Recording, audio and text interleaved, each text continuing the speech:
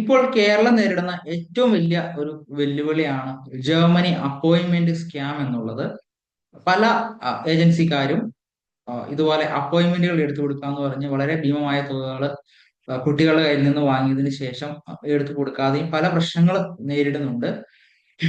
Main ആയിട്ടും ഒപ്പയർ category, അതുപോലെ തന്നെ സ്റ്റുഡന്റ് വിസ കാറ്റഗറി, FSJ കാറ്റഗറിയിലാണ് ഈ ഒരു സ്കാം നടന്നുകൊണ്ടിരിക്കുന്നത്. കഴിഞ്ഞ ദിവസം ഒരു സ്റ്റുഡന്റിന്റെ മദർ എന്നെ കോണ്ടാക്ട് ചെയ്യുന്നുണ്ടായി. അവർ പറഞ്ഞത് ഇങ്ങനെയാണ്. അവർ ഏതോ ഒരു ഏജൻസിയിൽ ഏകദേശം 1 ലക്ഷം രൂപ അടുത്തോളം പേയ്മെന്റ് കൊടുത്ത് അപ്പോയിന്റ്മെന്റ് ലഭിച്ചു. ഇവർക്ക് വേറെ ഏതോ കാറ്റഗറിയിലാണ് അവർക്ക് അപ്പോയിന്റ്മെന്റ് ലഭിക്കാനായിട്ട് ഇടയായത്.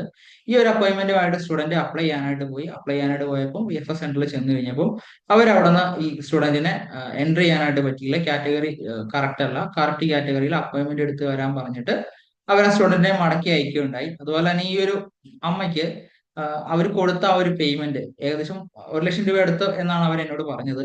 ആ ഒരു പേയ്മെന്റ് നഷ്ടപ്പെടുകയുണ്ടായി. ആ ഒരു ഏജൻസി തിരിച്ചു കൊടുത്തില്ല എന്നാണ് പറയാനായിട്ട് ഉണ്ടായത്. സോ ഈ ഒരു അവസ്ഥ വേറെ ആർക്കും വരാനായിട്ട് ഇടയാവരുത്. ശരിക്കും പറഞ്ഞു കഴിഞ്ഞാൽ ഈ ഒരു അപ്പോയിന്റ്മെന്റ് തികച്ചും സൗജന്യമായിട്ട് ലഭിക്കുന്നതാണ്. നമ്മൾക്ക് ഓൺലൈനായിട്ട് VFSന്റെ സൈറ്റിൽ കയറി കഴിഞ്ഞു കഴിഞ്ഞാൽ അപ്പോയിന്റ്മെന്റ് ബുക്ക് ചെയ്യാനായിട്ട് സാധിക്കും.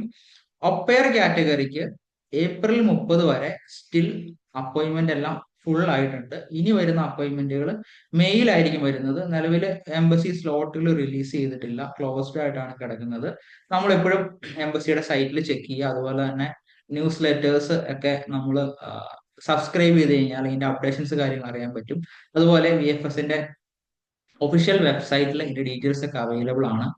നമുക്ക് കയറി നോക്കാനായിട്ട് സാധിക്കും.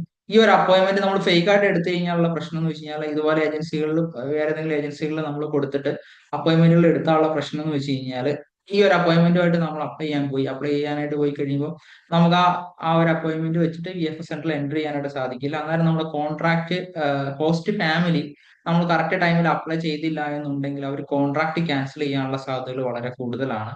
അവർക്ക് എമർജൻസി ആയിട്ട് ഒപ്പേറിന് ആവശ്യമെങ്കിൽ അവർ കോൺട്രാക്ട് ക്യാൻസൽ ചെയ്യാനുള്ള സാധ്യതകൾ വളരെ കൂടുതലാണ്. അതുവഴി നമുക്ക് വളരെ ഭീമമായ നഷ്ടം സംഭവിക്കാനുള്ള സാധ്യതകൾ വളരെ കൂടുതലാണ്. അതുകൊണ്ട് നമ്മളൊരു ഏജൻസിയിൽ അപ്ലൈ ചെയ്യുകയാണെന്നുണ്ടെങ്കിൽ ട്രസ്റ്റബിൾ ആയിട്ടുള്ള ഒരു ഏജൻസിയിൽ അപ്ലൈ ചെയ്യാനായിട്ട് ശ്രമിക്കുക. അതുപോലെ തന്നെ നിങ്ങൾ വലിയൊരു എമൗണ്ട് ആണ് പേ ചെയ്യുന്നതെങ്കിൽ ഒരു എഗ്രിമെന്റ് വെച്ചിട്ട് പേ ചെയ്യുന്നതായിരിക്കും ഏറ്റവും നല്ലത്. ഇൻ കേസ് എന്തെങ്കിലും നമുക്ക് എൻട്രി ചെയ്യാൻ പറ്റിയില്ല, എന്തെങ്കിലും മിസ്റ്റേക്കുകൾ വന്നു കഴിഞ്ഞാൽ ആ പേയ്മെന്റ് റീഫണ്ട് കിട്ടും എന്നുള്ള ഒരു എഗ്രിമെന്റിൽ ചെയ്യുന്നതായിരിക്കും ഏറ്റവും നല്ലത്. അങ്ങനെയാണെന്നുണ്ടെങ്കിൽ നമുക്ക് നമ്മളുടെ ധനനഷ്ടം അതുപോലെ തന്നെ സമയനഷ്ടമൊക്കെ നമുക്ക് ഇല്ലാതിരിക്കാനായിട്ട് സാധിക്കും.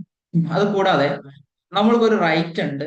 ആസ് എ കസ്റ്റമർ എന്നുള്ള രീതിയിൽ നമ്മൾ അപ്ലൈ ചെയ്യുന്ന ഏജൻസി അല്ലെങ്കിൽ ഒരു പേഴ്സൺ അവരൊരു രജിസ്റ്റേർഡ് സ്ഥാപനമാണ് അല്ലെങ്കിൽ അവർക്ക് എഗ്രിമെന്റ് പേർപ്പസ് ഒക്കെ ഉള്ളവരാന്നുള്ളത് നമ്മൾ എൻഷുർ ചെയ്യുക.